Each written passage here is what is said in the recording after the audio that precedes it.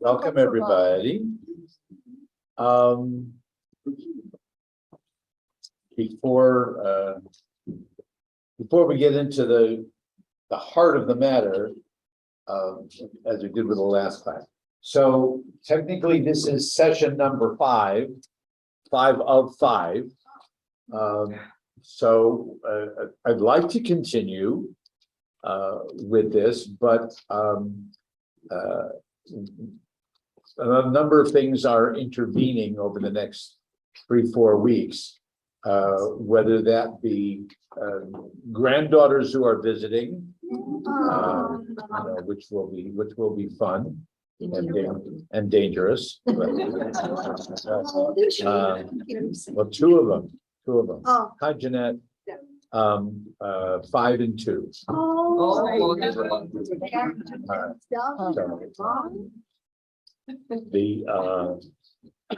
Their parents are going to be at a conference in Scottsdale, so we're going to keep them occupied for 3-4 days, and then Passover.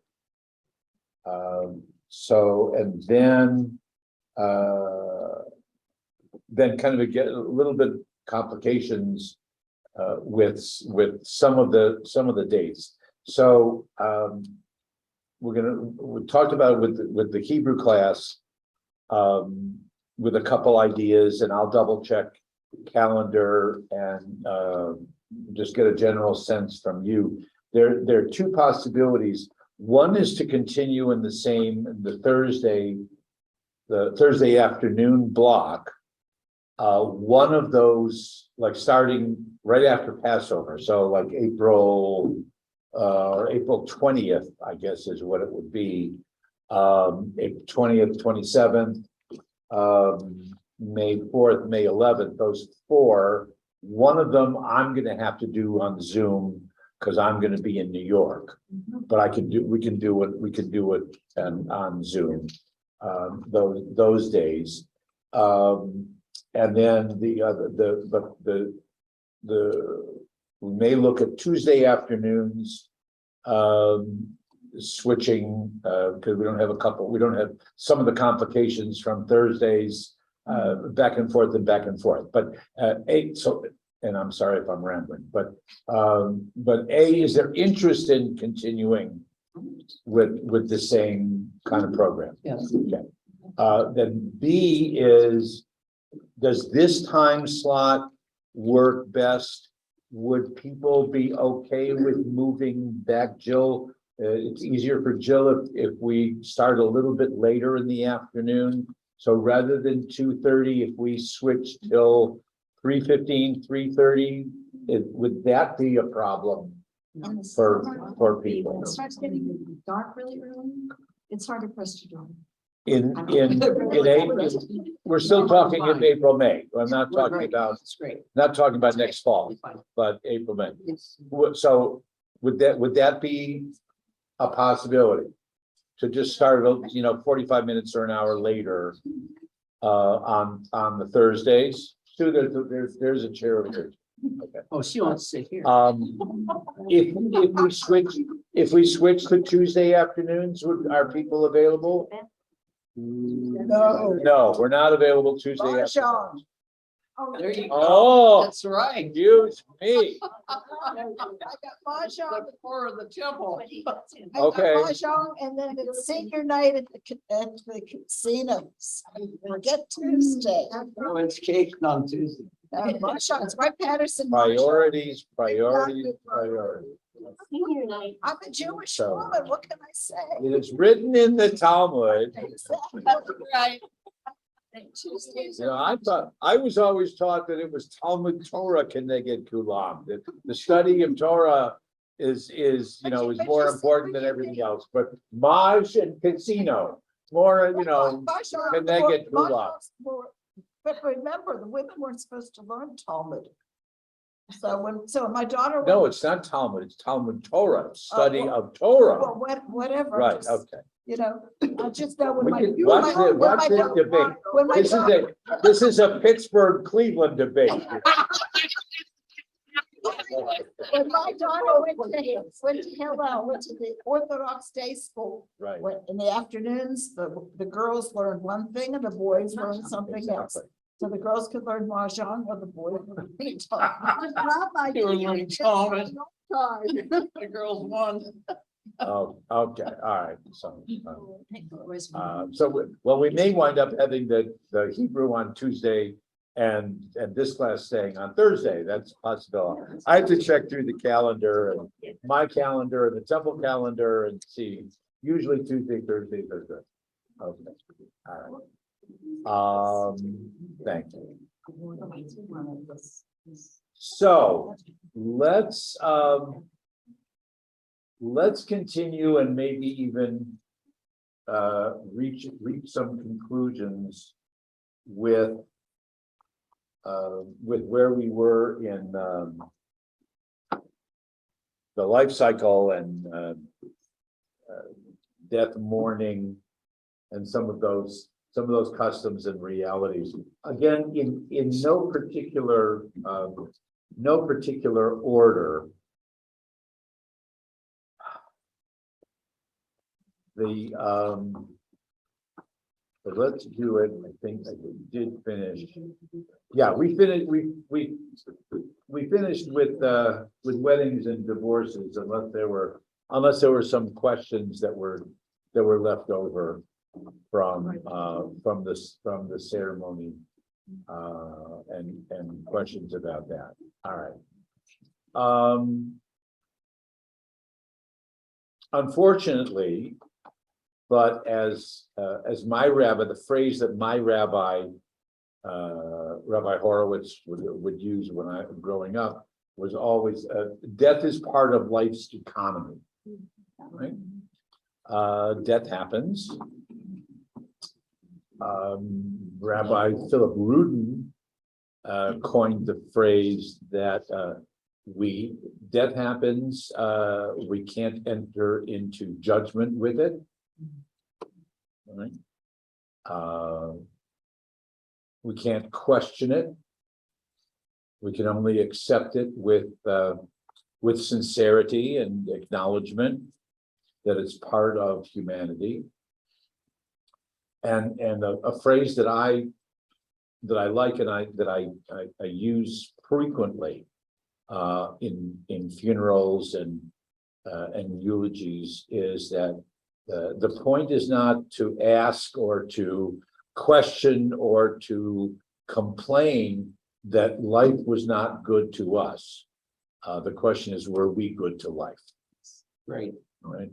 And that's really the way to express how Judaism approaches life and death. The death is the reality, but and we ask the question why, and we ask the question what will happen after we die, and all that, and all we can do is speculate. All we can do is theorize. We don't have the exact answer of someone who has come back from an actual death experience to be able to tell us, well, this is what happens. We only have our own belief structure, our own theories. And to go back to my opening statement back 5-6 weeks ago is from Dr. Reines, is that once you have found a response to the reality of death that makes sense for you or brings you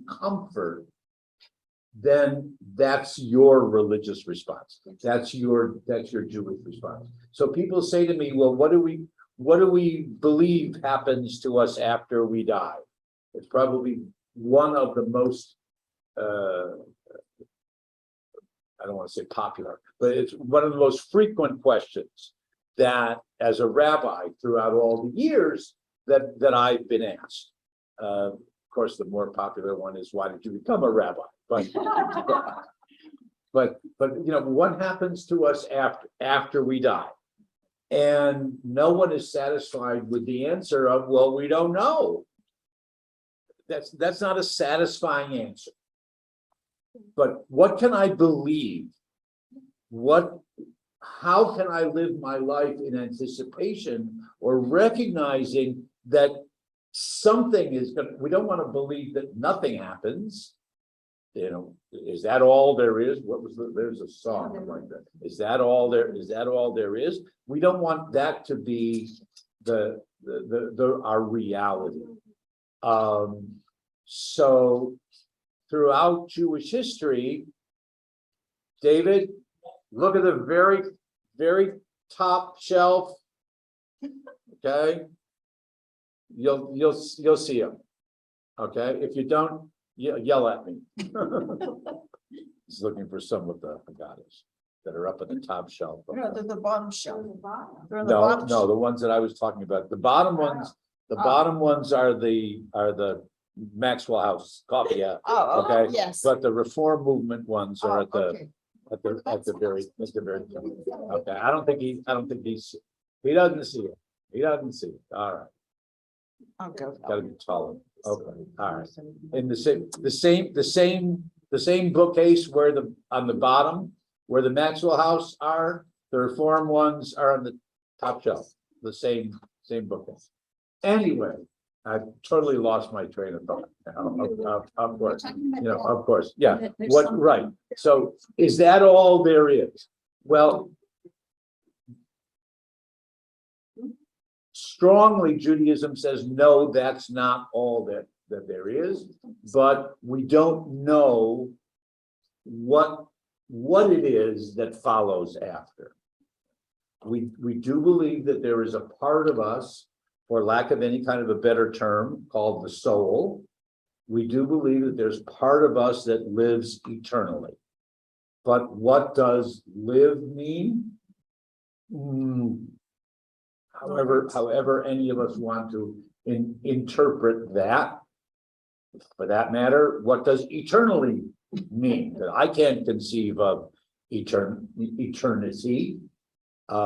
So whatever. So there, throughout Jewish history, which of course you're talking thousands of years, and as I've mentioned before, when Jews are living usually as a minority, every once in a while as a majority, but mostly as a minority, we're influenced. Remember the Chaim Potok, the culture conflict notion? Okay, so we're always being influenced by the other cultures in which we are living, and most of the time, what the rabbis or the teachers, the sages, whatever, try to do is find a balance between what the larger culture is saying, as well as what the Jewish people are trying to say within the context and the history and the ideals of what have been handed down for a century. So I'll use the one obvious one. Was there a time in our history, in Jewish history, when we believed in resurrection of the dead? Absolutely. If we didn't, Christianity would not have its fundamental belief. Okay. Ezekiel story. I'm sorry. Is it Ezekiel? Well, Ezekiel, the dry bones shall live again. Yeah. Jewish tradition says that that's metaphor rather than a specific Right. body. Of course. But Right, but again, no. Is there a time when we believed in a physical heaven and hell? Yes, obviously. Look in the literature, and you will see that the word Sheol referred to hell, and is there a time when we believed that we believed in reincarnation? Yes, Yes, it was never a majority opinion, but yes, it's there. it's Kabbalism. I mean, Okay. my brother's. In the Kabbalah and the mysticism. Yeah, it was, like I said, it was never a majority opinion, but it was certainly there, and it was popular. Yeah. In the literature, and for some people it still is. Yeah. You found them? Okay. And on and on. The one thing that seems to be consistent, that is not in Jewish literature and Jewish thinking, is let's call it simply a reward and punishment system. Right. Okay, that the good will go there and the bad will go there, right? Or okay.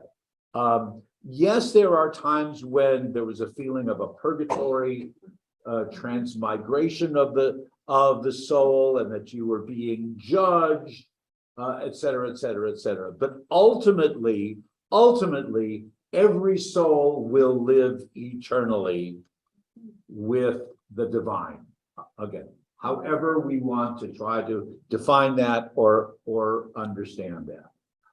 So there are times in some of the literature is, well, you know, so if there are 613 commandments, 613 mitzvot, somebody who in his or her lifetime has performed 585 of them has a better chance of getting closer to God than someone who only performed 231.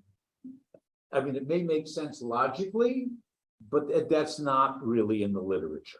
Okay? It may be part of what one set of parents said to their children, or one set of grandparents said to their children, but it's not really in any way, shape, and form part of the majority teaching, or mainstream. That's the better word. Mainstream teaching. Okay, so we can come back if people have specific questions. We can come back to that notion. But throughout history, and I want to give you one or two examples from our prayer book. Throughout history, some of those belief patterns have been either adapted or modified, or whatever. Obviously, once the Christian world came along with such a strong belief in resurrection, that was such a major tenet of Christian theology, Christian belief and thinking, that Judaism kind of backed off from it, because we want to make sure that there's a distinction. Okay. However, the prayer book, the Siddur, the traditional prayer book, still includes the phrase Baruch atah Adonai mechayei hametim. Blessed are you, O God, who resurrects the dead. Okay, it's still there. It's even in our prayer book, although it's only there as an alternative, okay, as an option. Okay? But it is still in most of the traditional prayer books, and has been for more than 1,000 years. Even though if you ask most Jews, not necessarily the strongly devout, call them Orthodox, if you will, because we only have Orthodox in the last 200 years or so, to use that kind of a term. But the devout, but not necessarily most Jews today. If you ask them, do you really believe in the resurrection of the dead, and that the Messiah as an individual, the Messiah, son of David, will come and will resurrect the dead, and all of the things we're going to talk about of certain customs and practices that refer to that in their origin, okay? Do you really believe that? Most people are going to, no, not exactly. And do you believe in the restoration of the temple cult and sacrifices in rebuilding a temple in Jerusalem? No, not exactly. And that we're going to have the sacrificial cult with the priests and the Levites and this and, well, no, we don't really believe in that, but it's still in the prayer book. Thanking God and praising God, who one day will bring about the restoration of all of that.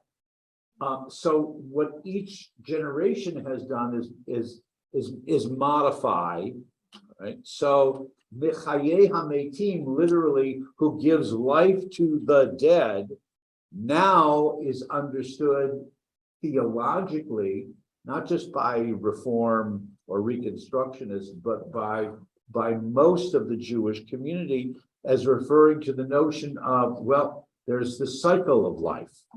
Okay? And it's not that an individual who dies will be given life again. It's even in the presence of death, there are those aspects of renewal and life, whether you're talking about the plant world, okay, or whether you're talking about, well, one generation dies and another generation comes about, et cetera, et cetera, et cetera, et cetera, et cetera. So that's what our history has been and has done. And all of the customs and the ceremonies, put them in the context, my suggestion is put them in the context of responses to not only the traditional, whether it be the literature or the prayers or the quotes from the Bible, but put them in the context of trying to provide responses by which we can cope. Okay? By which we can say, okay, this will help me cope. This will help me deal with the reality. I may not agree with it. I may not like it. It may not make any sense to me, but by doing it, I link myself to the generations of my people who have followed these traditions or said these words or whatever it might be. So I would just suggest that as a context by which we look at some of the customs, ceremonies, rituals, practices, laws, if you will, in how we see things. Okay. Let me try to, rather than just rambling, let me try to follow my notes here.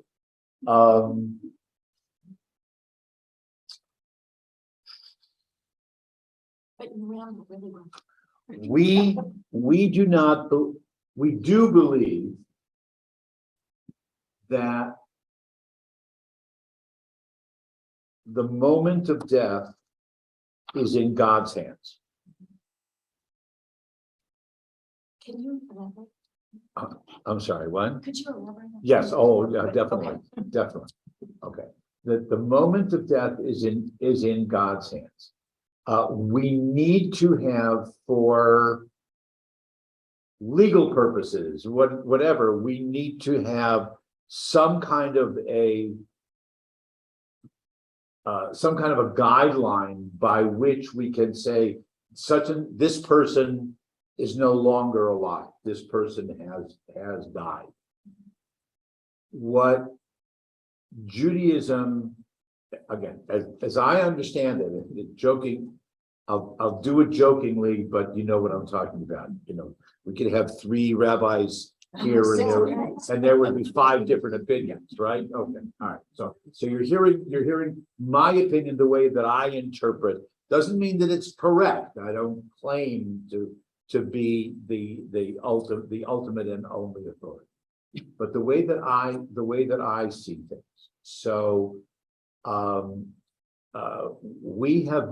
it's been imposed upon us to have some method of determining when a body is no longer alive. Usually that's whatever determination the civil authorities grant. Civil authorities, medical authorities. So that will change as medical technology and as science, or as the ethics committees of the various hospitals or whatever, however they determine it. In Jewish practice, however, anybody know how you determine if somebody was still alive or not? Breathing. You're on the right track, right? With a feather, taking a feather underneath their nostrils, and if the feather moved at all, that was it. had nothing to do with heartbeat, had nothing to do with moving, moving parts of a body or anything like that. But if the feeling was, or the relatives, whoever was there, feeling that I think that our loved one has died, has ceased breathing, well, that's not enough. Yeah, they had to be witnesses to the feather. Even into the 19th, 20th century, they still would do that practice. Now, one of the, I don't want to say the problems, but one of the issues that comes out with this is, how do you do that if the person who might be dying is on their stomach? Okay, and you can't get to their nose to be able to measure, to be checked for whatever reason. Okay, what if they have a mask, a breathing mask or something like that? Okay, boy, now what do we do? Because if God is the one who determines when someone is alive or dead, or when the moment of death is, we are forbidden. This technically goes to medical professionals, not just loved ones or survivors or whatever. We are technically prohibited from doing anything that might either prolong or hasten the actual moment of death. Okay, if there's someone who, in the determination, and this is usually a medical term, it's the Talmudic or the rabbinic codes term. There might be if anybody knows, you can tell me, but there might be a medical term for it. The Hebrew term is a goses, someone who is in the active process of dying. Okay, that's not just hospice status. All right, that's last gasps. Okay, last moments. I don't know how you actually define that. All right, but once someone is considered a goses from the standpoint of Jewish law, we cannot do anything to either to make them more comfortable. You can't fluff their pillow. Okay, you can't straighten up make their body. You can't touch them or do anything that might prolong the moment before death actually comes, or that might bring it about sooner. Okay, so there's a very, very fine line. Now, that doesn't mean that someone who does that is a murderer. It does not mean, because that would be the natural question. Oh, did I kill them? It just means this is the context in which we are supposed to recognize that God is the one who determines. And so our response is Baruch Dayan Ha'emet. Blessed is the judge of truth, in the sense of determining when the moment of death would come. Okay, so balancing that, and also balancing respect for the individual and their body, et cetera, et cetera, et cetera. Yeah. So when someone says to you, you need to tell her that it's okay to let go, that she can go now. Jewishly, you're not supposed to do No, that. you can do that. You can't be physically touching them to move them, to make them more comfortable, or something like that. But to say that, to be in a comforting way, yes, that you can still do. Yeah, John. It gets really morally ambiguous for people working like on the transplant.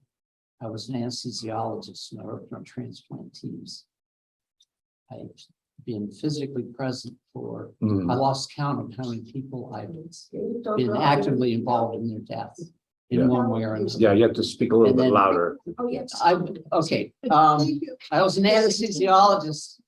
And I worked in the transplant program, plus in a lot of other areas, and I've been physically present for, I lost count of how many deaths that I have been in the room while it occurred. And I either had some part to play for being in the room or whatever, but it gets really weird in the transplant It team, does, because sure. the doctor in the ICU declared the guy's dead. Mhm. And I still remember 23-year-old we brought in to start taking its organs. And I know he was still in there when they cut him open, Please talk to us. and it was horrifying. Mhm. It was horrifying. And I actually turned on anesthetic and I wasn't supposed to. But I could, the vibrations coming off of him screaming was just, I'll never forget it. It was just. And then, I don't know, I won't take any more time on that. No. If anybody wants to And talk there's about no- what it's like when people actually die, I mean, you've I been, know a you've lot been of in, you've stories. been in that room, medically, in, given your expertise. And willingness and commitment and obligation and vow, to help. Right? Okay, and I've been in the rooms, listening to people and holding hands and, praying, well, what is it that you're praying for? And you're getting questions of, quality of life and all of those kinds of things. But those are all very, very personal Yeah. kind of responses. But, I mean, we could do an entire, it'd be fascinating to do an entire class Yeah. on some of the biomedical, issues and the way that they have been, they've been, Messed up. developed and answered over certainly just over even over the last 20 years of all the developments and advances in science and medicine. But ultimately, from the standpoint of Jewish law, okay, now, do most Jews around the world follow that exactly? Probably not. Ultimately, probably not. Within a second, okay?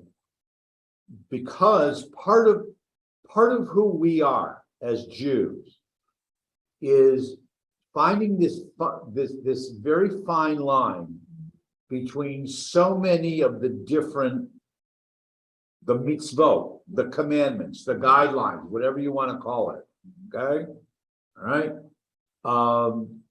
Make the distinction between, okay, God is the one who determines, right?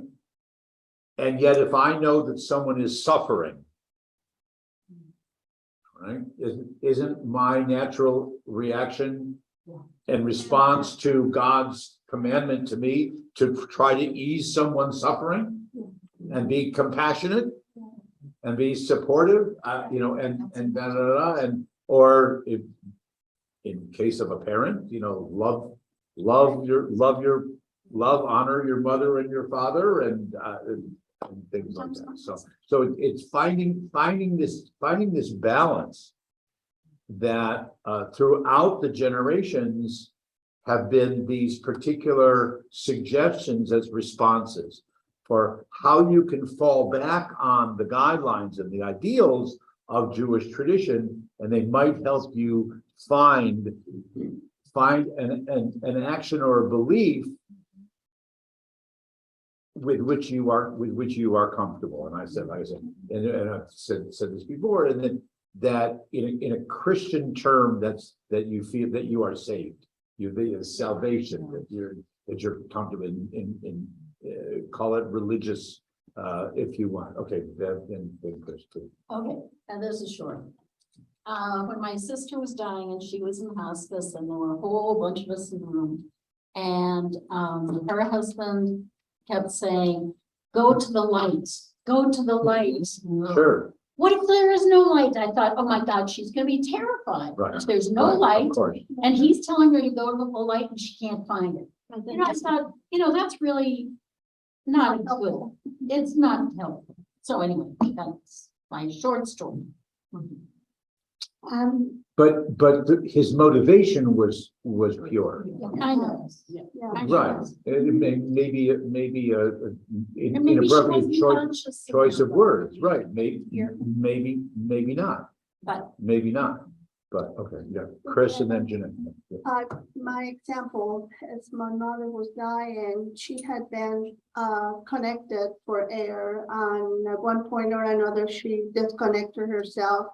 And by the time we got realized that they were already connecting her back again to the oxygen. So Which technically, from the Jews' point of view, you can't do. yeah, You know, no matter how she became disconnected, right, you can't just, right. right. Mhm. So if she was that close. my brothers and I talked about it, and we said, well, if this happened again, she's definitely don't want to be here. She kept saying, let me go, let me go. And I was like, Mom, I'm not holding you. But yet at the same time, I know I was holding her. I didn't want her to go.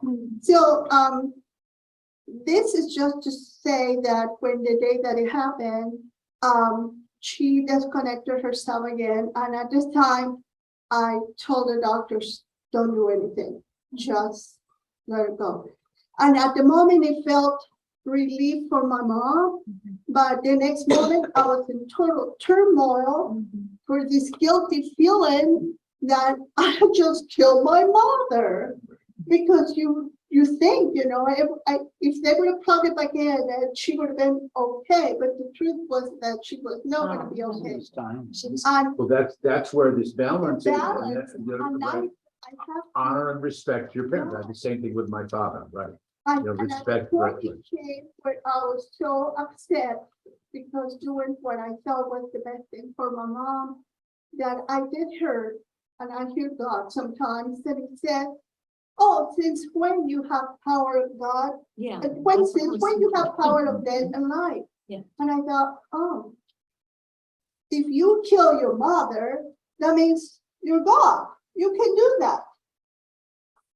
And I thought, oh Lord, that's not what I was thinking of. But that really settled my heart, knowing that how could I kill my mother if he didn't want her to go? He would not allow her to go because of what you just said. The ultimate death is in God's hand. That's what we So believe, right? I would have been able to do whatever, and my mother would have jumped out of joy and said, I'm alive. But the truth was that hearing that being said to me, it really clarified to me that it was God's perfect purpose and will at the moment for my mom. Mhm. And that liberated me from the fear of saying I killed my mom. Okay, all right, okay. What does Good to know. God say about the person's own will about this? We all have these do not resuscitate runs. Just like your mother, we all have do not resuscitate. Then we run into the hospital or the doctor's right because we wanted, we signed it ourselves. And Judaism, ancient Jews didn't have do not resuscitate will, but But it happens. it happens. Yeah. And we respecting the wishes of the person who has written that and wants that to happen. My husband was a physician himself. He wasn't a fool. When he did a do not resuscitate, he knew what he was doing. I respected it when the doctor called and said, shall I bring the plan? What is there sinful about this? How does this challenge God? Or you know, I don't see. No, it doesn't challenge God. On the one hand, it is that balance between, look, we're all about life, live life as long as it is ours, to live in whatever condition we find ourselves. But the fact that the answer would be, okay, so Dennis has said, do not resuscitate, Right. okay? We're not as, but that doesn't necessarily mean that the minute that, simply put, the minute that the plug is pulled, that doesn't mean he has died, Right. okay? There's still, it could be 30 seconds, it could be 3 minutes or whatever, but that ultimate moment is God's decision. The ultimate one. That ultimate, It takes about 20 minutes. pardon me? It's about 20 minutes. It can take, right. And incidentally, the other part of this, and it's something that comes about page and a half later in my notes, but it's something that comes about as one of these ultimate tensions in the culture conflict context.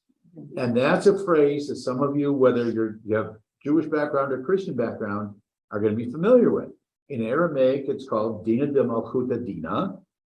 And that easily put would be render unto Caesar that which is Caesar's, render unto God that which is God's, okay? That there are some issues in which we defer to the civil authorities, or in this case, to the medical authorities, okay?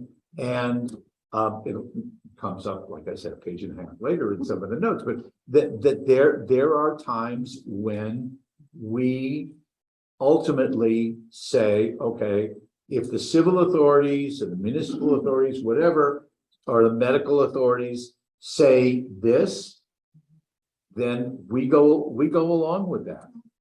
We go along with that. So you're saying it doesn't matter that much because God decides anyway. Exactly. There are those Decide, who say, because you're okay, part of that's the right. society. That's ultimately So is that what part it of the is. civil, Look, right? going back to the example, yesterday was his birthday. So our son Justin was diagnosed with adolescent bone cancer on such and such a day. And in the same doctor's office, 3 other kids were diagnosed with the exact same disease. All right. Why did one survive for 6 months? And they're all in the same protocol, chemotherapy and whatever. One survived 6 months, one survived 5 years, and one survived 10 years. The doctors didn't do anything differently for any of them. Okay, so God was deciding. Okay, God was deciding. I don't know any other way to say that. And Yeah, it's please, saying, Sue. I did some volunteer work in a hospice, which was largely run by Catholics. And sadly, my father-in-law was the first that we witnessed dying slowly. He was brain dead, and he was attached to a machine, and his doctor, his attending physician was Catholic, and he would not consider Right. removing him. Mhm. And we were concerned because my mother-in-law looked at that as a hopeful message. Oh, well, he's still alive and breathing. This is a good thing. And we said, he's brain dead, Mom. And we watched for a 3-week period, and he did eventually die. In another situation, we were in hospice with my mother-in-law, and she was in bed, breathing rather heavily. Her mouth was open, and Marty and I were sitting right near her, and we were talking, and all of a sudden, she said, "Shut up." And I was stunned, and the nun who was with us said, You're interrupting her process of dying. Yes. Be quiet. She just needs to know you're there. Right. So we instantly stopped talking, and within minutes, she was gone, and that was such an education to me. Thirdly, I was in hospice with a friend of mine who worked in a museum. She was very bright and beloved, and she was dying. She was comatose.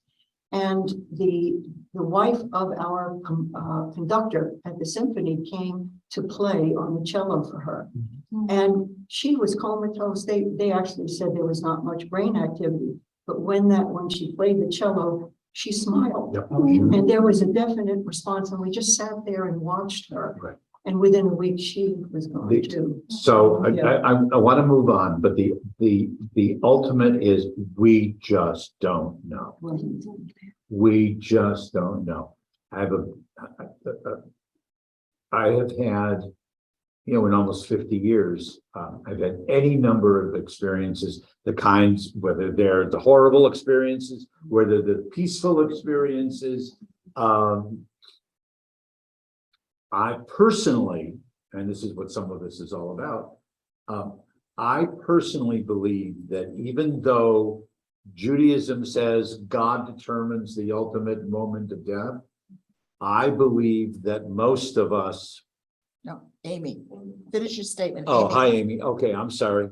I believe that most human beings, not all, but most, do have some control over their actual moment of death. Okay, maybe not the moment, but it could be over.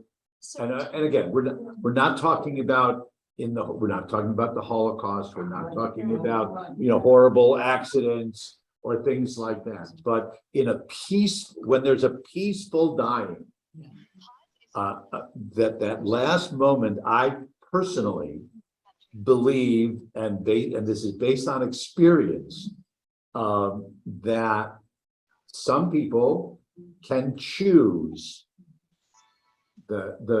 if not the moment, then maybe the hour or the day. Okay, so I'll give you one true story. It's set in love. Okay, it's about my mother. My mother's family, they were all mathematicians. Okay? And math and everything with numbers was always very important to them and just came naturally. Okay. So my mother went into a nursing home. It was right before Thanksgiving.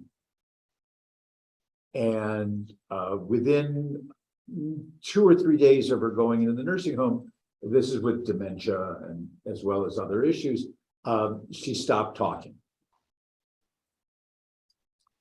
But she was aware when we signed all the papers and whatever for her to go in the nursing home. I don't know if it's the case in Arizona, but in Michigan, Medicare pays for 100 days of nursing home. Okay. And when we sign all the papers, they're saying, okay, you realize, Roman family, you realize that after 100 days that someone is going to have to be responsible for mother's care and costs and and whatever, but 100 days you don't have to worry about it.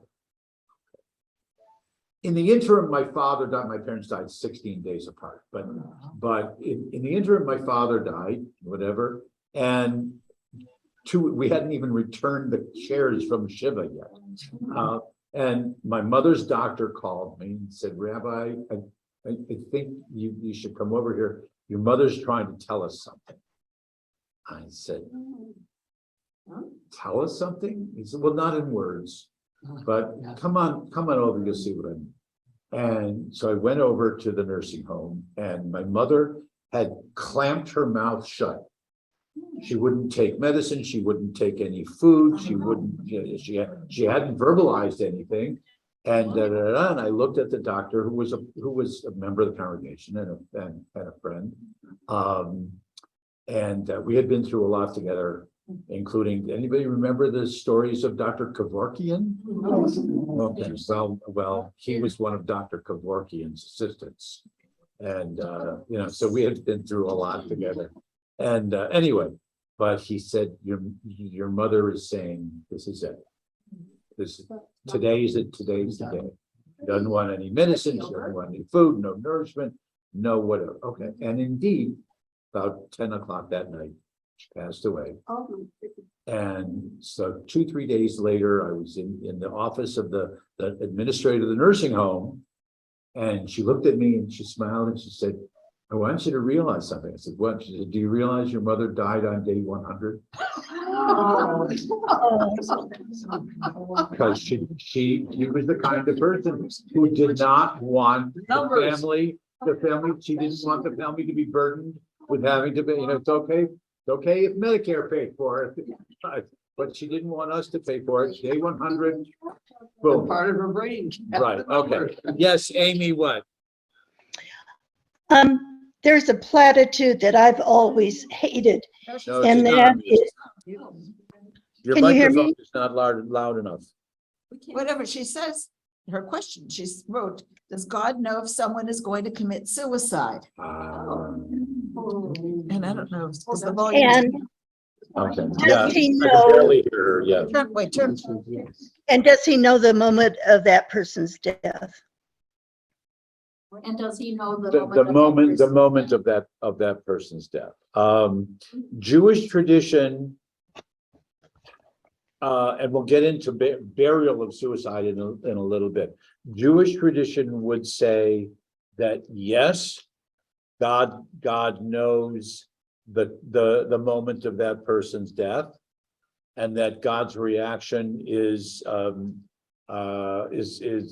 sadness and crying at that. God has not caused the death, but is aware of the pain that individual had. That's the way that they would respond to it. Thank you. Certainly in the last 500-600 years, suicide is understood as a disease, or at least the act of suicide as something that was that occurred as a result of a disease. So the stigma that was there for a long time, and still maybe in some communities, but the stigma has pretty much been taken out of Jewish practice these days. Anyway, okay. I want to move on.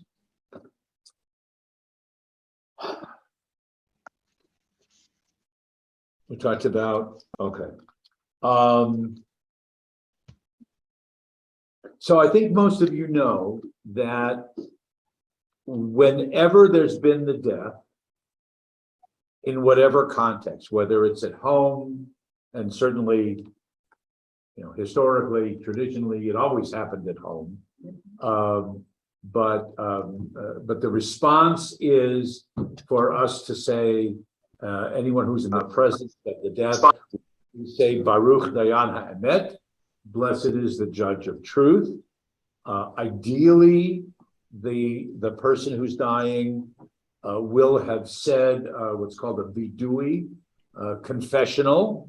It's not a list of individual sins like we have on Yom Kippur. It's just a generic, I give my apologies, make people accept me for being human, things like that. Traditionally, again, symbolically, the Shema is the last thing that we're supposed to say before we die. The recognition, obviously, was that most people, right before the moment of death, are not in a position to be able to say that legibly, articulately, whatever. So it's perfectly okay for others to say it for them. Family members, the rabbi, whatever, to say it for them. That's fine. From the moment of death, ideally, a Jewish person or the body of a Jewish person is never left alone. that you probably have heard of that custom.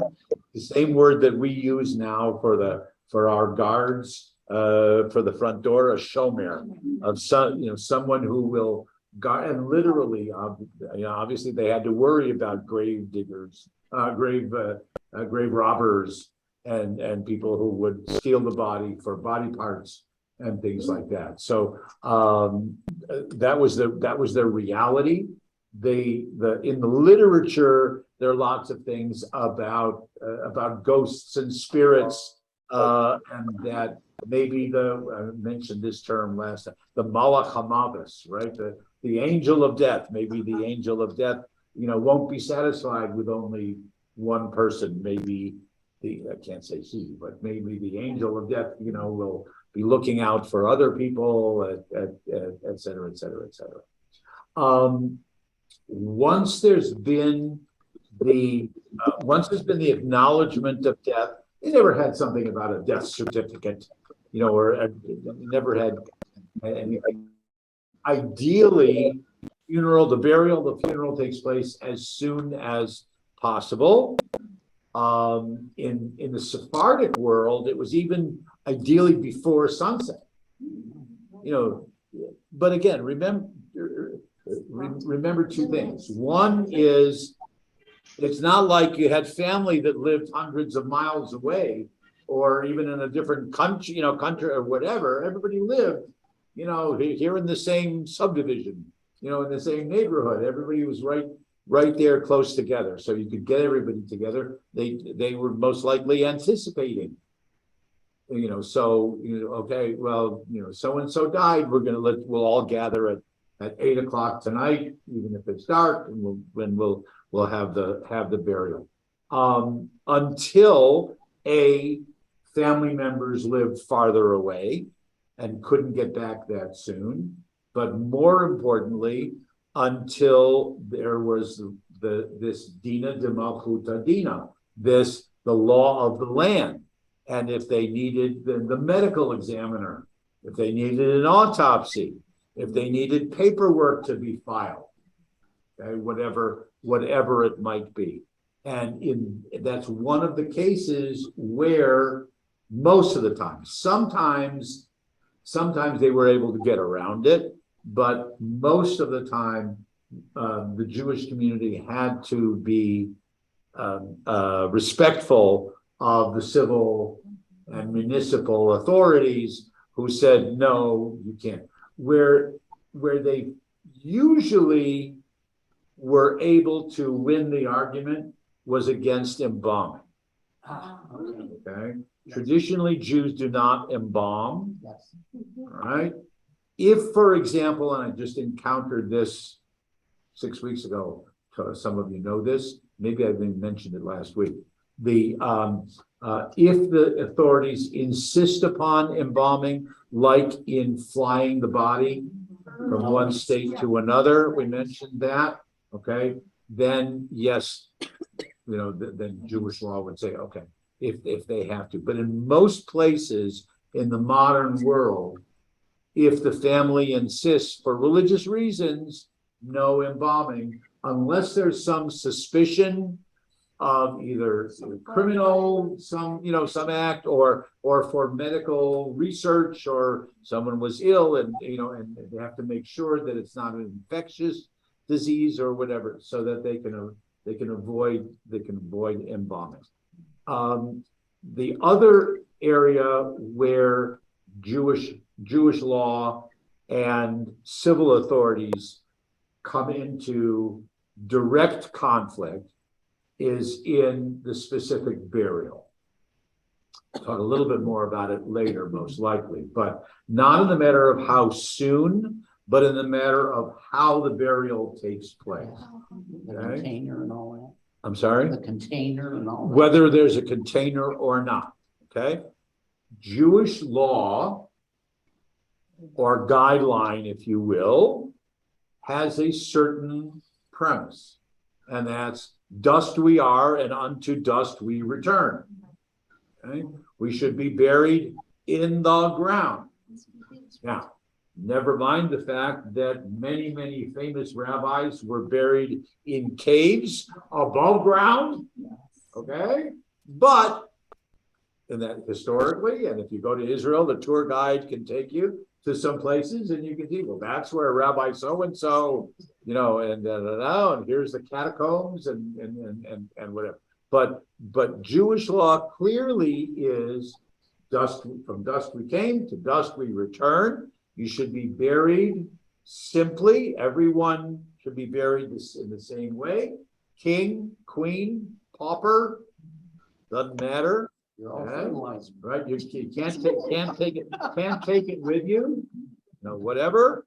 If you go to Israel today, in most cemeteries in Israel, their body is just wrapped in a shroud, okay, and placed right in the ground. However, along come civil authorities, let's say, where it might be the township, it might be the state, it might be the country. Okay. So if you live in a place like New Orleans, right? Or in the ancient world, Alexandria or Cairo, or is it where the water table, Yes. right? Okay, all the Jewish cemeteries, all the crypts are above ground. Because otherwise, all those bodies, and when the flood comes or the tide comes, all those bodies would just float away. Someone's backyard. And would be pretty horrifying, or unsanitary. Yeah. Okay. Same thing, and we encounter it today in whether or not there should be a coffin. Okay, now, the coffin from the standpoint of Jewish law is acceptable if it's biodegradable. All right, if the coffin will eventually disintegrate. Okay, so the coffin itself, in addition to the body, pardon my saying it this way, will be food for the worms. Okay, all right. Therefore, traditionally, simple kind of wood, no metal. Yeah. Okay, can't use metal, brackets or nails or anything like that. Right, everything disintegrates. Everything disintegrates. Unless you're in a particular place, city, state, country that requires a vault, Concrete line around. concrete support one way or the other. Okay, that might be underneath, right? Might be just on the sides. Yeah, Okay. There are cemeteries now, and it's acceptable from Jewish point of view, that have multiple layers. Okay, that's acceptable. Okay, all right. Things like that. Yeah, Laura. So, My parents were buried in Hillcrest and they were put into. Hillcrest, LA. Yeah. Right. Sorry, it's the only one I know, Hillcrest LA. And they were basically put head first, feet out in a wall of boxes. In a mausoleum. I guess, I mean, it Right. was Jewish, the guy was there, but I mean, that just seems Weird. weird, because how are they gonna get to be part of the earth again? How are they going to be what? Oh, how that, right, disintegrating. They're all in lockers. I When, mean, my relatives, right, well, when the big one comes, the big earth. The big earthquake or the tidal wave, right? No, I mean, this is, it's right in the middle. so on the one hand, there's Jewish law.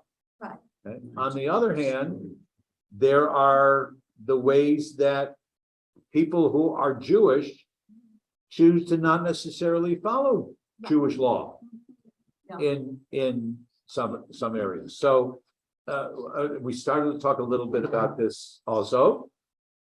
Technically, you're supposed to be buried in a designated, let's use the word consecrated Jewish cemetery amongst other Jews. Why? Well, make it easier for the Messiah to, find the Jews rather than the non-believers. I don't know, probably because it was easier for again, in medieval times, it was easier for them to protect Yeah. one certain area rather than all of them. Okay, all right. But who determined whether or not this person was Jewish and can be buried in that particular consecrated Jewish ground? Do you need to show some kind of a document that proves that you're Jewish, especially if somebody, happened to be coming through town? I mean, you want to be respectful, you want to give them the benefit of the doubt, but on the other hand, you have an obligation to the other families from history who've already buried their loved ones there and are assuming that this will always be consecrated ground. In the modern world, what does that mean about people whose conversions may not have been according to halakha, according to Jewish law? Are they considered Jewish? Will they be desecrating the consecrated ground if we provide them? Into what Amy was talking about, what about a suicide? In the original thought, a suicide or a criminal would only be buried close to the fence and not with his or her family, for example. But there are some places, some Jewish cemeteries and communities that still follow all that. Most do not. Most at best would have that kind of option available. So the Shermans may have been told, do you want to be buried in what's traditionally defined as consecrated ground? We have those available, and the cost is such and such and such. Do you want to be buried in the mausoleum, in the crypts, such and such? Here's that cost. You want a view high up? You want low? What? Afraid of dirt. Yeah, Seriously. So And it- I don't think she wanted to be in the ground. Uh-huh. And that's what she did. I mean, I don't know my dad, he just got next to it, but. So you follow it through. You follow it through. What the literature would do is they would say, okay. So here's a woman who is saying, for these very perhaps irrational reasons, but I don't want to be buried in the ground. Okay. But I do want a dignified, identifiable place where I can be buried, where my family can come visit. Okay, whatever it is. And somebody has to make that decision, whether it's the other family members, whether it's a rabbi who says, okay, or whatever it might be. But that's life. Those are the kinds of questions that we do, and where we make those choices. And that I would say those are the kind of choices that people make rather than the rabbi imposing or rabbis imposing answers on them. Ruth Ann, did you want to? I was just gonna comment about the prices for plots over here at Green Valley Cemetery and how much more expensive they are if you want one under a tree. Oh, sure. Oh, of course. Are you? No. But that's not seriously. I had this conversation with that's not because of the one who's buried. That's to provide a more comfortable place for the survivors who will be coming on a regular basis to visit, so they can stand under, especially in the sun of Arizona. They want to stand in there's That's why it there's was one- important that my in-laws were buried next to a sidewalk. Because otherwise Sid could. go Right, and visit them. exactly, right, because the Cohen, right, right. The same thing. Yeah, and or one of the Memorial Park. Yeah. In Detroit is they've already, they were really smart. They've already put the stone benches, placed them around there. So you want to be closer to a bench where the people, the mourners can sit and look at the. Oh, yeah. Chris. Rabbi, when my mother passed away, well, before she died, she said, don't forget, I want to have my feet go out first.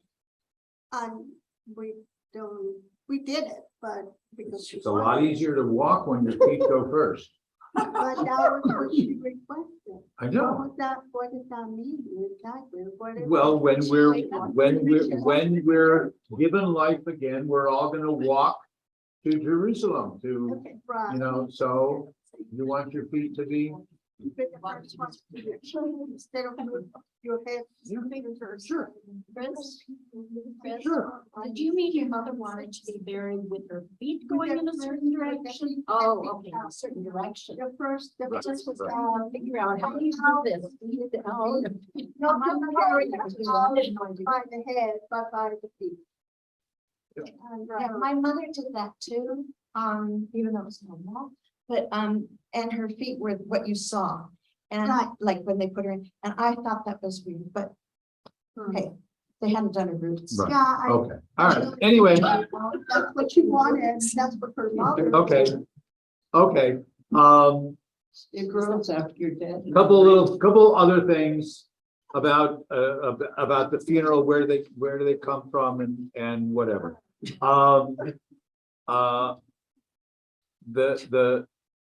There are certain times of the year when a funeral, like we talked about, there are certain times of year when you don't have a wedding. Okay, well, obviously you have to have a funeral.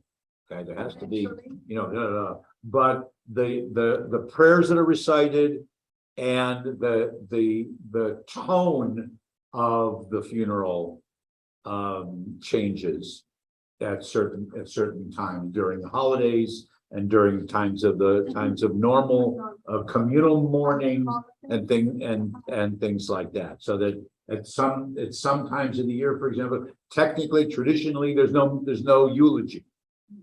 Okay, it's just very simple, recite a couple prayers and that's it. Again, that's not, they found loopholes, to not worry about that necessarily. But I know some rabbis and cantors that follow that, and here it's very simple. They just, instead of doing it at the cemetery or at the funeral home, they just do it once you get back to the house. And we'll give a eulogy and whatever once everybody's back at the house, because what rabbi's going to give up the opportunity to talk. There's a tradition of, I don't know if some of you know this, there's a tradition of stopping 7 times. Okay, yeah, you stop 7 times between now when the coffin is taken out of the hearse or whatever. At Hillside, we used to just walk right from the chapel, right, yeah, okay. So, but there's a tradition to stop 7 times. Anybody remember that one? Okay, yeah, we don't do it. I know. I don't see it that often, but the Jewish funeral home, the Jewish funeral directors always ask, are we going to stop 7 times, Rabbi? Are you familiar with that? Yeah, it's because as the rabbi or whoever's leading the service escorts the coffin from the hearse or the chapel to the grave, we're reciting psalms. And one of the psalms that we recite, and some people will just recite the same one over and over, is Psalm 91. And one of the phrases in Psalm 91 specifically has 7 words to it. So they came up with the notion that this is the most comforting kind of thing. And for each one of the 7 where it comes from, we really don't know. But that's one of the traditions. So you may see that sometimes. Okay. And then after the burial, when people are leaving the graveside, and again, these days, it used to be obviously that all the Jews and the family member would fill in the grave, right? That doesn't happen that much anymore, mainly because they use such heavy and complicated devices and equipment, and all the extra dirt isn't right there next to the grave. It's over by a tractor, and they have to move a tent out of the way, and it's just so much easier that so the rabbi and the funeral director, we usually stay behind, and we make sure that it's done properly and respectfully, but rather than the family. Every once in a while there will be people from the family who participate. The tradition is that you take at least one handful of dirt, and it's a gesture for which there's no one to say thank you. Okay, the person who's being buried can't say thank you, but those who knew him or her, those who loved him or her, are the ones who are actually doing the burial. So at least even symbolically, we still do that.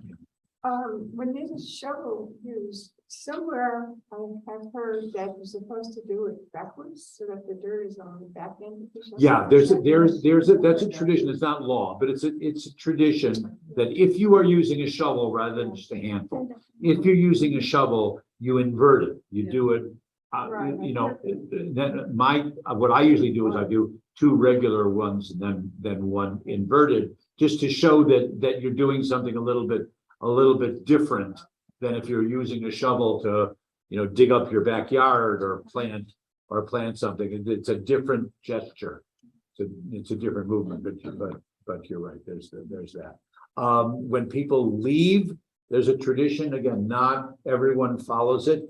There's a tradition that the mourners, the friends of the mourners make two lines, and you walk in between the two lines, and there's a traditional phrase of may God may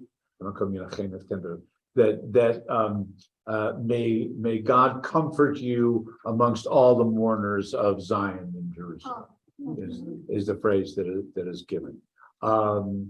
Go back to the house, called the Shiva house, or wherever the family is sitting. Okay. Why do you wash your hands? Either way you're supposed to wash your hands would be when you leave the cemetery or when you go into the Shiva house. Why? When you were picking up a shovel and somebody else was also using.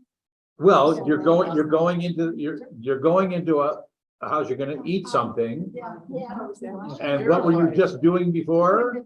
With dirt, all right, so it probably was just a simple, wash your hands. Right.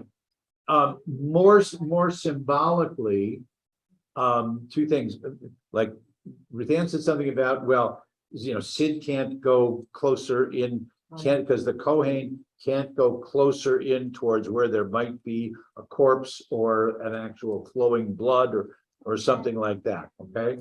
All right. When you've been at a cemetery and you've come that close to a corpse, again, don't forget about coffin and vault and all that kind of stuff, that it renders if you've been in the presence of a corpse, it renders your prayers impure. Okay. So you have to have a symbol. You can't go to the mikvah, right? You can't go and totally purify yourself. So you have to have a symbolic cleaning of yourself once you go into the house, because not only you're going to eat, but they're going to be saying prayers. So you can't be ritually impure to say your prayers. So that's where washing your hands comes Basically, from. it's just the water. it's the importance, because you're not really washing. No, you're not really hands. washing, it's pouring water over, symbolically like at the beginning of the Seder too, you know, right, right. When you come back from the cemetery, usually there's this tradition of a 7-day yard site candle, not a yard site candle, a memorial candle that burns for 7 days. Okay, there are different time measurements in mourning. Okay, the one that everybody is familiar with is Shiva, right? And Shiva is actually a play on words. It's a double meaning. Shiva means sitting. So people talk about sitting Shiva, right? Oh, yeah. Okay, and Shiva is also the number 7. Okay, so Shiva technically is it's the stage of mourning for 7 days, right? Except certain things interrupt the Shiva, interrupt the 7, like Shabbat, or a major holiday, major festival, okay? Some of which actually cancel the Shiva. So you may have only had 2 days, and then if it's Rosh Hashanah or Yom Kippur, it cancels Pesach. the rest of the, Pesach. you know, the rest, My Pesach. uncle died. Well, no, you can sit, but it's not considered Shiva during Chol Moed. Well, no, Erev Pesach Erev Pesach, was when right. the funeral was. Okay, And so. okay, right, So the so, Shiva was basically from the funeral to the first Seder. right, right. That was it. Yeah. You know, so some of those, when you come back, I'm anticipating, I jumped ahead. When you come back from the funeral in the cemetery, after you've washed your hands, after you lit the memorial candle, what's the first thing that you do? The mourners, what's the first thing you do? What do you say? Eat. Yeah. Of course, you gotta eat. You've got to eat. It's the Seudat Havra'ah. It's the meal, literally the meal of coming back to health. Okay. Nowadays, and I tell every family, you are not host and hostessing. Okay. This is the community taking care of you. All right. But nowadays, people, you know, the Shiva trays and this and how many different meals and all this kind of stuff, and how many people are going to be coming. We got to make sure we have enough food. We got to make sure we have enough schnapps. We got to, you know, we got to for all this. Now, the tradition was that that the mourners sit down for a token meal. I mean, if it's really mealtime, yes, and because it's very, very important psychologically. Psychologically, it's very important to start taking care of yourself. All of your focus, right? All of your focus has been on the one who died. Now you need this actual gesture of showing, of forcing yourself to take care of yourself. That's why I call the meal of coming back to health. All right. Anybody remember what? Health or health? Health. Okay, good. Health. Very different. Okay, all right. Sorry. All right. You know, it's usually a dairy meal. Doesn't have to be, but it's usually a dairy meal. And what's the symbolic thing? Yeah, like hard-boiled eggs or whatever. Why? Circle of life. Yeah. Good one. Circle of life. That's one. There are at least three reasons. Circle of life is one. Okay, life is a circle. Right now, you are at the lowest point. Yeah. Right? You're mourning, you're at the lowest point. But what does that mean? That means that the greatest rise is yet to come in the circle. So there's so much more to look forward to. Okay, you can't get any lower than you are right now. So in the circle of life, sounds like an Elton John song. In the circle Yeah, you gotta come back up to the highest point. Okay, so that's number one. What's number two? And that's another kind of symbol of life. And I turn to those who have the medical or the scientific background. No, I said wine. Wine? Well, no, we're still on the egg. We're still on the egg. Oh. Wine is nice, l'chaim. Okay, that's, to life, that's fine. It's usually not wine, it's usually more schnapps or something a little harder than the one. What's another one with the egg? There's three reasons. An egg. Yeah, the egg symbolizes life. In that sense, it's a cell. Okay, there's the nucleus is the yolk, and then and it's the basis of life, if you will. Okay, that's number two. Word itself, like by means health and then. No, the egg in Hebrew is beitzah. Yeah, no, that could probably do some kind of gematria playing around with the letters, but no. It's the same thing, and here I'll give you this hint. Same thing to remember on Passover. Okay, why is the egg? The herbs, it's conversation. Well, that's what I said. It's a symbol of life and cycle of life and whatever. No, something much more pedestrian, and simple. Okay, so the mitzvah, right? The commandment is show that you're taking care of yourself by eating at a meal at Seudat Havra'ah, at a meal coming right now. How much do you have to eat? It says you have to eat, but it doesn't say how much. One egg. The size, at least one egg, or the size of an egg. On Pesach, that's how much matzah you have to eat, at least, is the size of an egg, the volume of an egg. Yeah, okay. But at the comforting meal is, how much do I have, and God knows how many times I don't feel like eating. I really don't want to eat. Rabbi, don't make me eat. And he said, come on, it's tradition. Just eat the egg. Eat or eat something, eat some blocks. So, eat half a bagel, whatever it is, but at least the size of an egg. Just for that, to take care of yourself. So that's where the egg as the main part of that meal comes from. Okay, all right.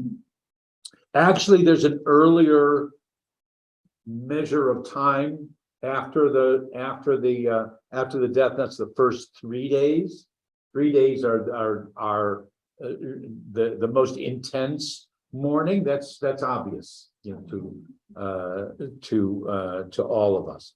But by the time of Shiva, the expectation is that we will realize that the community it's the community's responsibility to take care of us.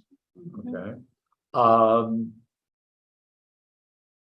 So during Shiva, you hear of Shiva services, right? Is that services will be held at the home. Okay, so that you don't have to go anywhere. Okay, the community comes, the minyan comes to you. You don't have to worry about, getting up and getting all kaputzed and dressed up and, and whatever. They come to you with one exception, and that is Friday night Oh, Shabbat. on Shabbat. Okay, Yom because Kippur. Shiva is postponed. Right, so you push the hold button, if you will. Okay. And what's the tradition for Friday night for mourners? They don't come in until the end of Chadodi. Right. Okay, so think of a Friday night service. The first couple minutes are it's all lively, it's lighting candles, it's singing songs and da, da, da, da. And it's all happy, happy, happy, happy, happy. Okay? And then there's Lecha Dodi, all right, which is usually the last of all the psalms that are sung prior to the formal worship service. The mourners are supposed to come for the formal worship service. They're not excited about coming for all the happy, happy, happy stuff, right?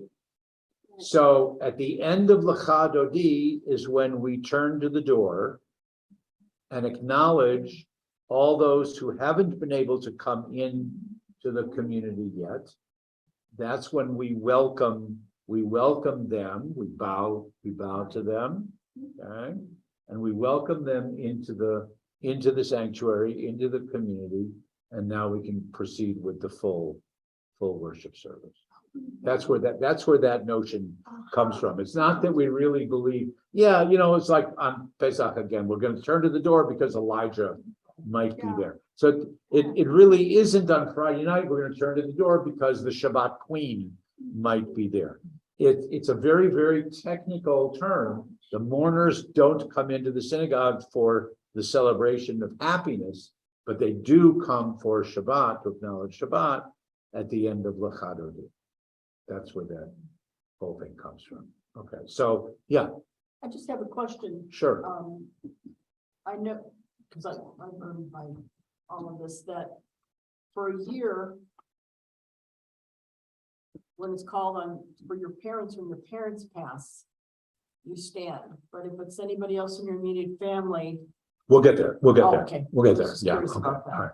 So timeframes, there's the 3 days of intense mourning when you really are exempted from all of the other, not all, but from almost all of the other mitzvot. And if you don't, if a man doesn't put on his tefillin, whatever, or this and that, it's accepted. It's understood. If you want, you're not prohibited from it, but you're exempted during the 3 days. Then for the Shiva time, however, community comes to support you. Then there's Shloshim, which is 30. So for the first month, there's an expectation that, kind of, again, you're not in deep, intensive mourning, but there's still a recognition that, again, you can always beg off. You can always say, well, I'm still, I'm so, don't expect me. You're not supposed to go to, again, to happy occasions. All right. If you're invited to a wedding, you go to the ceremony, but don't stay for the party. Things like that. So you still make a distinction for 30 days. Some people are, if they're wearing one of those black ribbons, to show them, somebody will wear it. How long do I wear it for? Well, try to wear it for 30 days. Some men won't shave for at least 30 days, if not for a whole year. But again, different marking points. The year, now some of the customs are 11 months and some are a full year, depending on different communities, and things like that. You're supposed to be going to services daily, if not just weekly, and standing for the Kaddish memorial prayer. That's daily for 11 months or a year, and then after that, it's on the anniversary, on the yard site of it's not just parents. There's a list of who you say Kaddish for, and who you officially go into mourning for. That's a whole other issue. But the tradition is that that if your parents are still alive, that you don't stand up for Kaddish. Now, this community, I don't know if Ruth Ann or somebody who's been here longer than me wants to make a comment. This community, most people don't even stand when a name is mentioned for Kaddish. I've noticed that here, and I don't know if that's just, I don't know, that's the way it was. if, when I that's got the here. way it is, right, okay, yeah, so I mean, Well, yeah, I Well, just, like, you know, back- people back just don't, Yeah. right, that everyone stands in sympathy with all, you know, right, yeah. I mean, I know like back in Pittsburgh, my rabbi, he would not even lead mourners Kaddish because his mother was still alive. Right. Yeah. And great problems because the rabbi before always led it. And so, yeah, but he would. Hey, he those would- he would rabbis. not. Hey, Yeah, your rabbis, yes. This morning is Kaddish. It's all about life, nothing about it, nothing about it. right, I'll get there in one more minute. All right. The, that caused me to lose my train of thought again. Oh, Standing. standing Kaddish names. Oh. okay. Time frames. When you do what? That was what you wanted. We were,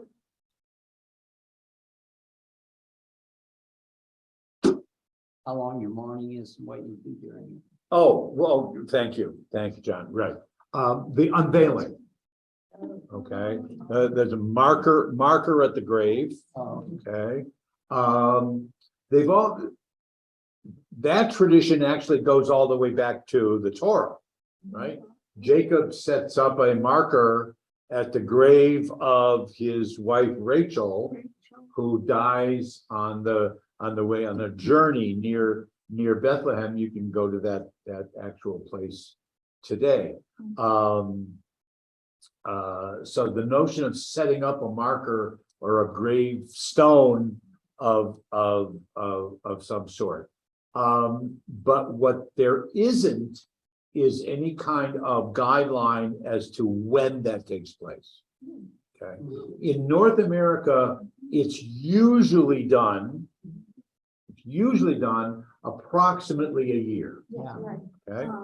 However, not in North Dakota or in northern Minnesota, because the ground is probably Depends on the too weather, right? frozen, you know, to install anything permanently, you know, whatever. So there were, but there's nothing in Jewish law that says it must be in by a certain date. The years notion came about only because that's kind of the end of the official Yeah. identified mourning period. You know, so we had the 3 days, we had the Sheva, the 7 days, we had the 30 days, and then we had a year.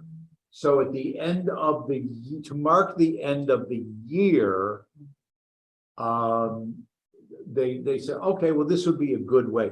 Now, some communities, you don't go back to visit the grave until 11 or 12 months. 11 months is because it goes into some of the Kabbalistic kind of stuff, is that the soul is still being judged for 11 months, and we don't know permanently where the, you know, so 11 months or 12 months. But again, there's nothing in the literature that says it has to be done on or by a certain time frame. Again, the civil authorities sometimes come in and say, you know, it needs to be either there needs to be a marker, or can be, must be one that comes up, must be one that's flat, you know, different places. South Africa, I'm told that in some communities or some cemeteries, they put the marker on at the end of Shiva. Okay, that's done that quickly. the tombstone comes up at the year. Okay, but there's some kind of a marker that some kind of, my friend from Jerusalem was originally from Cape Town. You know, said when his father died, he flew down to Cape Town. He was there for Shiva, and said, I have to stay long enough for them to put the stone on, and then I'm coming back, I'm going back. So That may have just been that one community, that one cemetery, I don't know, but there are some places that do it immediately. About a year when they put up the two-story. Okay. market. Yeah, But, well, okay, no, all right. when I So, voted- so then as Jeanette was asking, the most the most memorable, or the most identifiable prayer that's recited in memory is the mourner's cottage.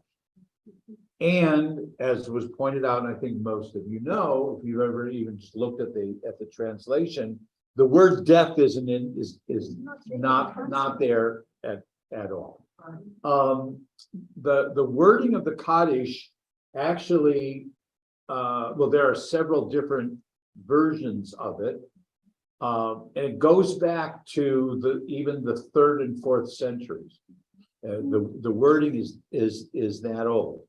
And there in Christian sacred literature, there are similar kind of texts. They call them doxologies, statements of faith.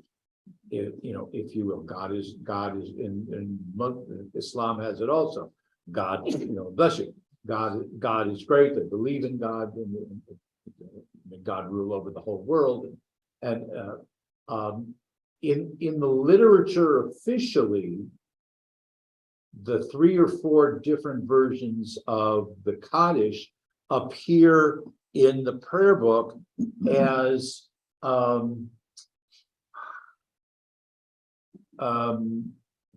how should I describe it? As marking points, delineation points between the parts of the service. So after the introduction, before you go in to the main part of the service, there's what we call Kaddish La'ela. Some people call it the Chatzi Kaddish, the half Kaddish. Okay, all right. That's the Shabbat melody for it. So there's that. Before or after the Torah reading, there might be another version that's read. Then later on in the Musaf service, in the afternoon service, which we don't normally have in our liturgy, there's another version that specifically gives credit to. We won't go into why it's there, but gives credit into the rabbis and those who, like you, who study with the rabbis, and and then the students of the rabbis, and then on. Then there's what's called the Kaddish Shalem, which adds an entirely different paragraph that we included on Rosh Hashanah and Yom Kippur. And then there's the Kaddish Yatom, there's the mourner's Kaddish. The first time that in the literature, and we don't know specifically, but the first time in the literature that mourner's Kaddish appears in relation to a memoriam is when it describes the death of a famous rabbi, and his students get together. This is the legend that his students get together and said, what would be the best way for us to remember our dear saintly rabbi so-and-so? And one of the students says, well, why don't we, in his memory, why don't we get together on a regular basis and recite his favorite prayer? Got it? And so that's kind of, to the best of our knowledge, that's kind of how it starts in being associated as a prayer of memorial, in that sense. By the 13th, 14th, 15th centuries, it's already in practice, specifically that at such and such a time you recite the mourner's Kaddish, at such and such a worship service, such and such, and things like that. But more than that, we really don't know. It's not like it was written to be used at funerals or at Yisker service or Yorkside services. The prayer existed not even as a prayer. It's a doxology. It's a statement of faith. And if you look at the translation, with the exception of the last phrase, everything else is in Aramaic, except for the last phrase, Oseh Shalom B'Ramav. Much of Jewish sacred literature, as well as the prayer book, has this let's call it a tension again between what they call universalism and particularism. Between do we pray just for Jewish people, or do we pray for the whole world, all of God's creatures and whatever? Okay, and there was this feeling that here was this prayer that all the Jews were saying, and yet it seems, hey Shlomo Rabba min Shammai v'chaim aleinu v'yal Yisrael, that may there be this great peace over everybody. And so, are we talking about the I'll call Yisrael? Are we talking about just Israel? Or are we talking about the whole world? And da, da, da, da. And there was a debate. This is, my professor would be very upset at me if I didn't remember. It's like I want to say in the 1600s, 1640s, there was this big debate as to, shouldn't there be something more, universal, in this prayer? And there's a debate, and the particularists won. And as a result, and saying, no, this is a Jewish prayer. This is a prayer for God to bless the Jew, for us to be praying to the Jewish God, and for God to bless Israel, and da da da da. And so as a result, they said, we're not only going to affirm it, we're going to add another sentence at the end to make sure that everybody knows. May the God of the heavens above bless Israel. Right? Bless, Aleinu thou call Yisrael, blessing for us and for all Israel. The Imru, Amen. All right, and we all say Amen, and that's the can I hear a hallelujah? Boom, boom, boom, boom, boom, boom. Okay. It is it's a mitzvah to hope or plan to be buried in the land of Israel. Right? Goes back to the quote in Deuteronomy, to be buried in the land, can't read my own writing, buried in the land where, which gives expiation or atonement from sin. Therefore, if the Holy Land was good enough for the Israelite people in biblical days, it sure is going to be the best place where the Messiah is going to come, right? Okay, because if the Messiah is going to come and is going to give everyone expiation and atonement from sins, and also resurrection, if that's what you want to believe, that he's going to come to Israel, going to come to Jerusalem first, okay, riding on a white horse or donkey or whatever it might be. And so that's where you want to be buried. Okay? Because don't you want to be first in line? Yeah. Right? Don't you want to, be there sooner than your cousins and whatever who live across the sea? How long is it going to take all of us to walk from Arizona to Jerusalem? That's a long walk. Okay. But if you're buried on the Mount of Olives, it's a stone's throw. You're right there. So it's really a mitzvah to be buried there. We talk about when the Messiah comes, the resurrection. Since we all want to be participate in that, that's where the custom comes again. If some of you may have participated in this, is that before the coffin is closed, is frequently there will be some dirt from the Holy Land, from Jerusalem, usually in a little baggie, like a Ziploc bag or something that is placed in, because if we can't be there right now, at least we'll be there symbolically. Okay, and don't bother me with, well, what about disintegration and what about dust we are, because again, in the time of resurrection, when so many of these customs, or at least the bases of these customs came from, that was the primary belief, or that was the way that they found, what was I calling it before, satisfying responses to the questions. We're dealing with the hatred and the persecution of the Greeks or the Persians or the Babylonians or the Romans or whomever it might be, and then later on the Cossacks and maybe in the next life, maybe in the world to come, which is another phrase, olam haba.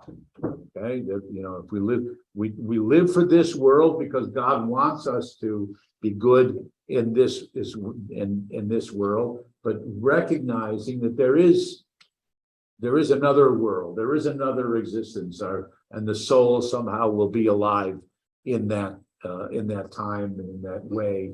We run out of human vocabulary to properly describe it. But the way that they developed those beliefs and those patterns and those customs and responses 2,000 years ago still help frame what we do, even if we don't necessarily believe it anymore. Yes, sir. Okay, are there any rules about objects that you put in with them or you don't put in, or is there anything about that? Because certain cultures put a whole bunch of stuff in there, like you're gonna need. And certain cultures, and So I don't know.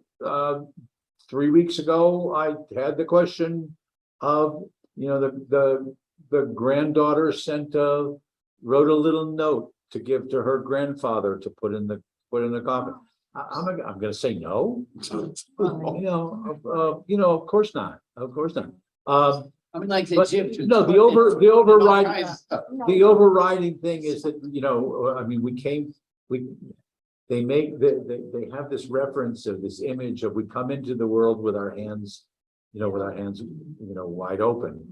Okay, and we should leave in the same way. We don't take anything, Right. with us. But the counterbalance is that, again, a wealthy person, not only you can't take it with you, but a wealthy person should not be buried in any way that's different Okay. or Yeah. better, than a poor person. Because in death, we're all in the same place, right? Right. In death, we are all equal. Yeah. I always thought that it was not proper to leave flowers in the Jewish cemetery on the stone, yet, well, my folks are buried in Florida. There are flowers Oh, yeah. all over the place and mausoleum there. And the first time I saw it, I was really struck because I never thought that was done. Is that because they die? Yeah, yes. The explanation is, well, I hear people say, oh, mom loved roses. Okay, so if I bring some roses, I'm remembering her. And others are saying, well, it's not just that I'm bringing flowers for my parents, I'm trying to beautify the place, the location in which I remember them. And add to the beauty of of the location of the park, you know, something like that. But you're right, Jewish tradition frowned on bringing flowers. If you really want something natural, go plant a tree. Well, yeah. You know, right. Yeah, right. Yes, see. My father told me that in Eastern Europe, there were paid criers. Oh, yeah. Gravesites. Was that strictly an Eastern European tradition, or did it go back further in time? It doesn't go back. To the best of my knowledge, it doesn't go all the way back to Talmudic, for example. But yeah, Middle Ages on to the you know, the shtetl and that kind of, there were, yeah, I mean, and it continues in today in that we pay people to say Kaddish for our, you know, because there are people who don't know how to say it anymore. Or whatever, or, you know, it's a woman who does not have any male relatives to Right. say Kaddish. yeah, They would have to get a male to say Kaddish for yeah, them. for those communities that say that it's only the men who can do it. Or you know, dad's favorite charity was to support the Hebrew Academy at such and such, so we'll make an annual donation so that the students at the academy will always say Kaddish. It's the same notion as the criers. In that sense. Okay. 4:30. We're still breathing. That, right, I'm still We're all breathing. breathing. We're all breathing. Okay, so we will set up. We definitely are not meeting for the next couple of weeks. That is definite. So I wish all of you a Chag Sameach, a happy Passover.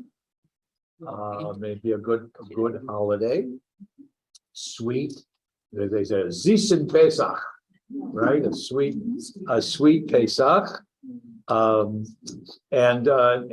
watch for announcements and whatever that we'll figure out when we're going to continue.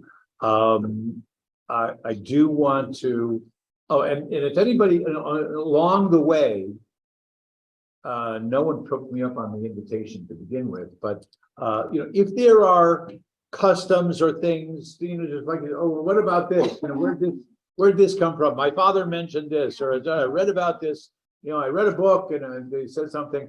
You know, if you have a question or something that you want to ask about, fine.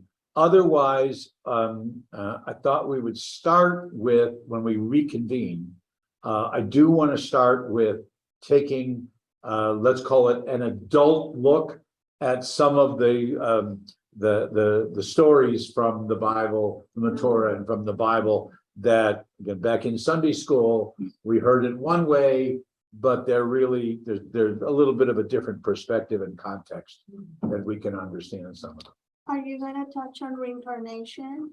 Or that's all we're gonna get for you said? That's all you're gonna get. There's not much in the literature specifically. Yeah, there are times and there are communities. Well, yeah, and I'm the first to say Kabbalah is not my thing at all. I don't pretend to teach it. I don't, you know, get into it at all. But in mainstream, reincarnation really is not an aspect, you know, of it. They wouldn't say. If someone said this is the way I want to live my life, so that in the next world I can come back, but they would say, okay, if you're hoping to come back as a scholar, if you're hoping to come, you know, something like that, fine. But if you're saying I hope to come back as a millionaire, you know, no, that would not be appropriate. I think that's what I. Okay, everybody. I know from your dust, you can become a worm, and then you can become a flower and all of that. Because your birthday, right? That's true. Right. Yeah. If it makes you happy. But then we have to know, you know, with regard to that, We'd rather have it small. from the point of Kabbalah, but it's not Next one. something that probably, But, but, I'd be glad to listen, I'd be glad to listen, but you know, it was, right, right. No. it doesn't necessarily say you're building points or creating, I prefer to be.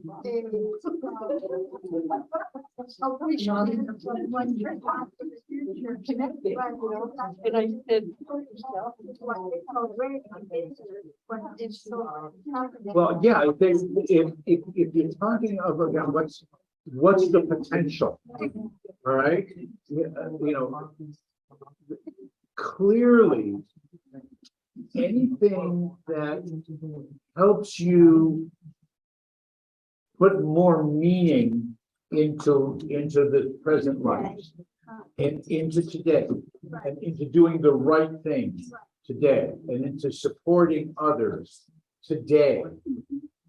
You know, and anything that's either artificially or intellectually, you know, helps you make this world more meaningful, that's fine. That's why I didn't do it.